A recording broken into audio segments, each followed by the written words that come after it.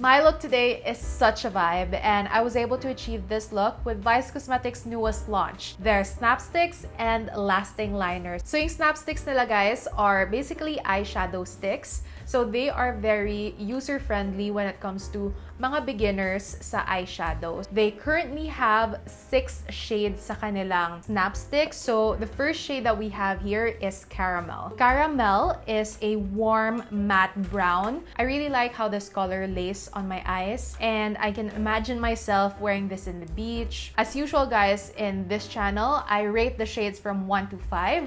1 being the lowest score and 5 being the highest. For the shade Caramel, I would have to give this a 5. Ang ganda niya. Now, let's move on to the shade Gilded. So, yung shade na Gilded is a warm gold shimmer. It will definitely suit mga mestizas. I really recommend this sa mga mestizas. It will just make you glowing. It's so nice. So I'm gonna give this a 5 as well. Now yung shade na Rosewood, I'm not using it on my eyes, but I am using it on my lips because I wanted to try the formula of the SnapStix on my lips if carry ba siya as a lipstick. Okay naman siyang gamitan as a lipstick kasi it doesn't crease naman. It's kind of dry kasi syempre hindi naman talaga siya made for the lips, pero it still feels comfortable. Yeah, I love this color. So yung Rosewood is a rosy matte brown shade and love it. 5 over 5. Next is we have the shade Rosè.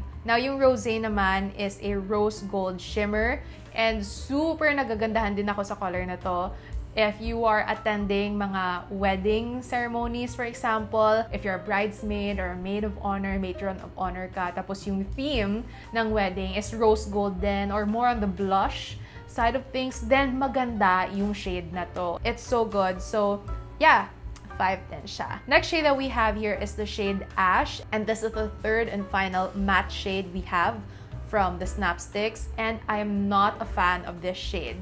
It's just way too cool toned for my liking. Parang pagod yung mata ko with this color. It looks like my eyes are dull. I just don't like it. It just doesn't complement my skin well, and I know for sure, I know for a fact that if you are a warmer toned person, this color will super clash on you. So, hindi ko na ma-recommend to sa mga kasing kulay ko to deep morenas because this will just not work out for us. It just doesn't bring out our color. It just doesn't complement us. So, this shade is definitely a 1 for me.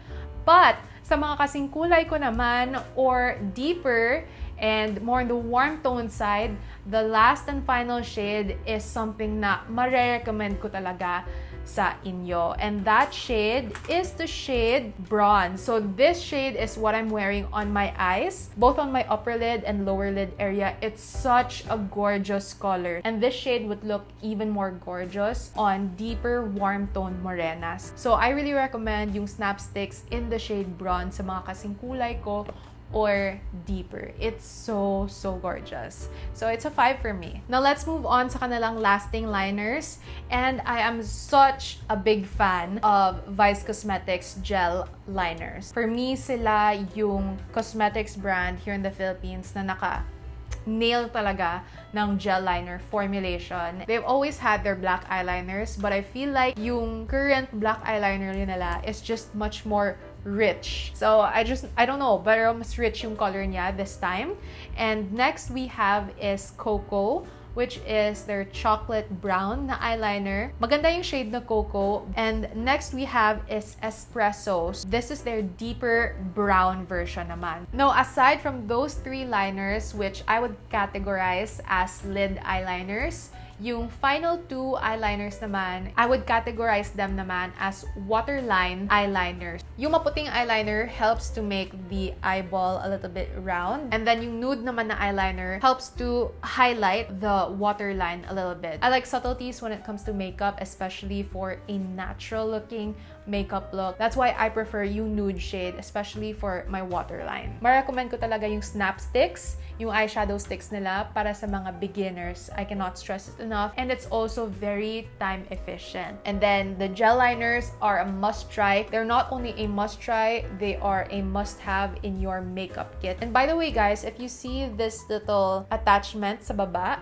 it's actually a built-in sharpener for your gel liner. Yung mga SnapStix also has this built-in sharpener sa baba. So just pop it open and then you immediately have your sharpener na. Para sharpen yung application natin ng eyeliners and SnapStix natin. If you find this video helpful sa shopping experience ninyo, then make sure to like it and see you on the next one.